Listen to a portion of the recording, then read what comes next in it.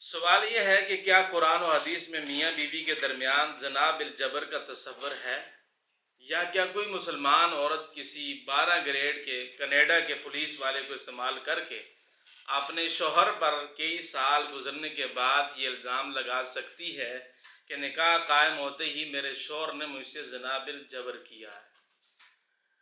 جواب اس کا یہ ہے کہ میاں بیوی کے درمیان زنا بالجبر کا شرعاً کوئی تصور ہی نہیں ہے۔ شریعت میں زنا کی تعریف یہ ہے کہ غیر منکوحہ عورت سے جنسی تعلق قائم کیا جائے۔ منکوحہ بیوی سے جنسی تعلقات قائم کرنا اگرچہ اس کی رضامندی کے بغیر ہو، پھر بھی یہ ہرگز زنا نہیں۔ لہذا عورت اپنے شوہر پر زنا بالجبر کا الزام لگا ہی نہیں سکتی، بلکہ شریعت تو عورت کو اس بات کا پابند کرتی ہے کہ شوہر جب بھی بیوی کو اپنے پاس بلائے جنسی خواہش کو پورا کرنے کے لیے تو بیوی اس کو موقع دے اور انکار نہ کرے۔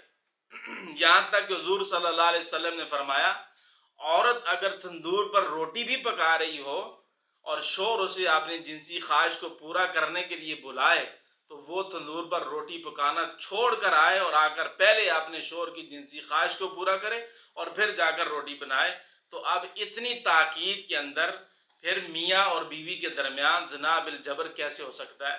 زنا بالجبر کا تصور کسی طرح بھی شرعاً میاں بیوی کے درمیان نہیں ہے، کیونکہ یہ نکاح کی قید ایسی ہے کہ جس نے زنا کے حد ہی کو ختم کر دیا ہے۔ زنا اور نکاح میں حد ہی ہے، منکوحہ ہونی چاہیے تو نکاح ہے، تو اس صورت میں زنا بالجبر کی کوئی صورت نہیں۔ غیر منکوحہ ہو تو پھر وہ زنا وغیرہ بن سکتا ہے۔